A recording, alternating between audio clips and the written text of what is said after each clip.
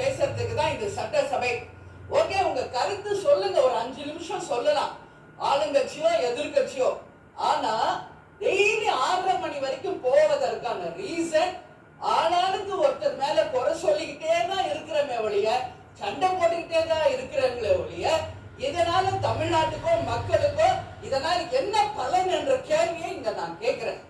ஆளுங்கட்சி தேர்ந்தவர்கள், இதுவரைக்கும் ஆட்சி செய்தவர்கள் எல்லாரும் சிறப்பாக தான் ஆட்சி செஞ்சிருக்காங்க.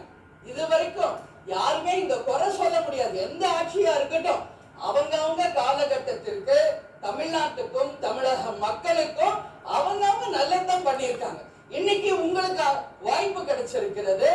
உங்கள் ஆட்சியை மக்களுக்கும் இந்த நாட்டுக்கும் நல்லது செய்வதற்கு நீங்கள் எல்லா முயற்சி எடுங்கள்.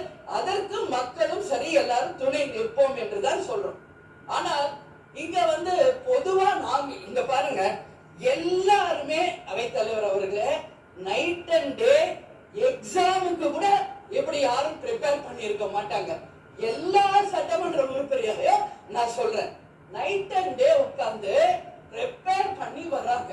ஆனா இந்த வாய்ப்பே கிடைக்க மாட்டேங்கிறது. எப்ப பாரு சண்டை சண்டை சண்டை அப்படின்னா மக்களுக்கு இதனால என்ன பலன்? நானு இப்ப நீங்க சொன்னீங்க, ஒரு நிமிஷம், வாக்குவாதம் என்பது ஒரு அளவுக்கு இருந்தால் ரசிக்கலாம். கடந்த 2 நாட்களா இங்க நான் வரல, மக்களோட சந்திக்கிறேன். மக்கள் என்ன சொல்றாங்களோ அதை இங்க நான் குறிப்பிடணும். இதுவரைக்கும் சட்டமன்றம் நல்லா போயிட்டு இருந்துச்சு, நாங்களும் இன்ட்ரெஸ்டிங்கா டெய்லி பார்த்துட்டு இருந்தோம். ஆனா ஒரு 3-4 நாளா வெறும் சண்டை தான் போகுதே ஒழிய இதனால யாருக்கு எந்த பலனும் இல்லை. இப்பெல்லாம் நாங்க டிவி ஆஃப் பண்ணிடுறோங்கிற.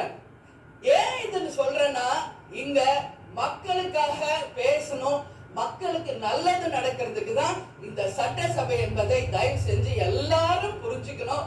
வாக்குவாதம் பண்ணுங்க, ஆனா 24 மணி நேரம் இருக்கிற 6:30 மணி வரைக்கும் வெறும் சண்டை போனா எப்படி? நானும் பாக்குறேன். முந்தானத்து 6 மணி கோரிக்கை, கடைசி வரைக்கும் 4 மணி வரைக்கும் 2 மானிய கோரிக்கை கூட நம்மளால பேச முடியல. அவை தலைவரை